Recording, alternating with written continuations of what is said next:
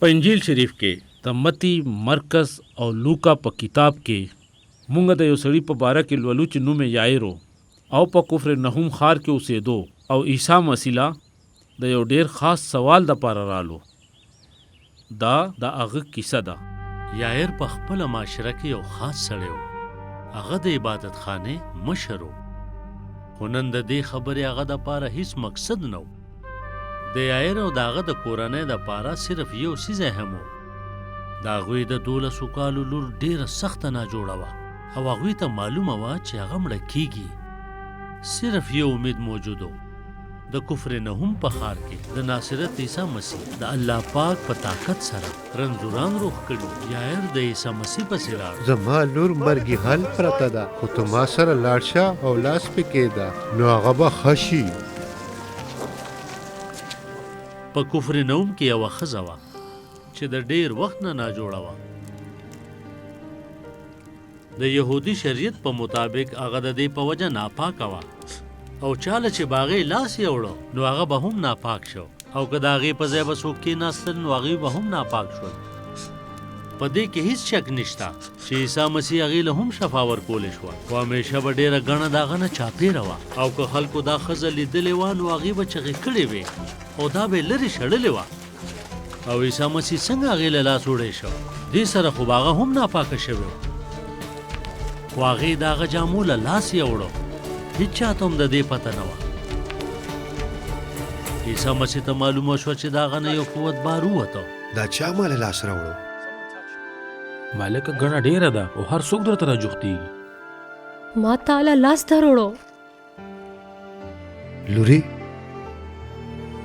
په خیر لاړه شه، ته خپل یقین جوړه کړې. د ښځې دپاره خو دا زبردست کار وشو، خو د یایر دپاره یې ایسارېدل د خطرې خبره وه. په دې دوران کې یایر له خبر راغی. یایره ستا لور مړه شوه، اوس استاز له تکلیف مه ورکوه. که هغوی د دې ښځې دپاره نه ودرېدلې نو بیا به هلته رسېدلي وو. نو عیسی هغه ته وویل یریږه ما، صرف ایمان ساته، هغه به بچ شي.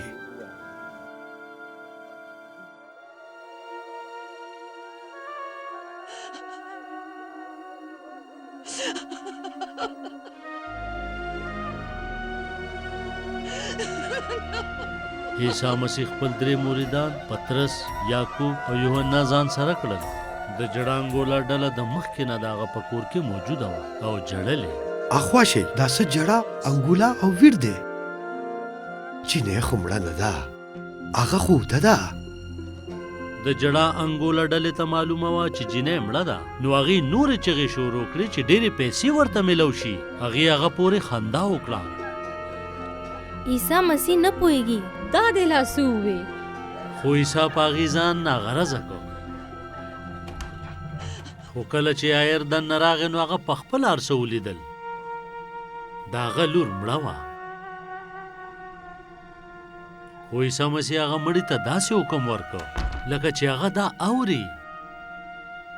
تلیتا کومي، چې مطلب یې دی زه درته ویم پاسه زما بچې. یایر د عیسی مسیح معجزه ولیده. د هغه لور ژوندی شوه او هغه ناجوړه ښځې هم د عیسی مسیح په وسیله باندې یو نوی ژوند شروع کړ.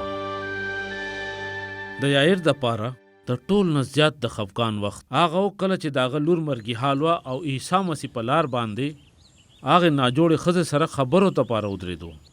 کله چې هغې ښځې د عیسی علیه السلام جامو له لاس وړلو نو دا یو ډېر زیات خاص عمل و، ځکه چې په هغې معاشره کې د یو اختیارمند سړي جامو له لاس وړل کومې چې به هغه اختیارمند کس اچولې وي د هغه په حفاظت کې د راتلو یو نښه وه. د عیسی مسیح په جامو کې څه جادو نه و او نه صرف په دې باندې ایمان ساتلو سره هغې ښځې ته شفا میلاو شوه، بلکې کلام مقدس وایي چې د عیسی مسیح نه قوت راووت او هغې له شفا ورکه. هغې بالکل په صحیح سړي باندې ایمان ساتلو. ډېر زر یایر په خپل ژوند کې یو لویه معجزه ولیده، خو کله چې عیسی مسیح هغې ښځې سره خبرو دپاره ودرېدو نو د هغه په خیال کې هم دا نشو راتلی. نو د هغه په ژوند کې د ټول نه خراب وخت د الله تعالی د فضل او د طاقت حاصلولو یو ذریعہ جوړه شوه. ځینې وخت داسې زمونږ په ژوند کې هم کیدی شي. ګران اوریدونکو، یقینا چې دا کیسه به ستاسو خوښه شوې وي. همدغه شان نورو کیسو اورېدلو دپاره تاسو ضرور زمونږ چینل سبسکرایب کړئ، او که تاسو دا کیسې بغیر د انټرنیټ نه اورېدل غواړئ یا موږ سره رابطه کول غواړئ، نو د پلی سټور نه زمونږ د کیسو ایپ ډاونلوډ کړئ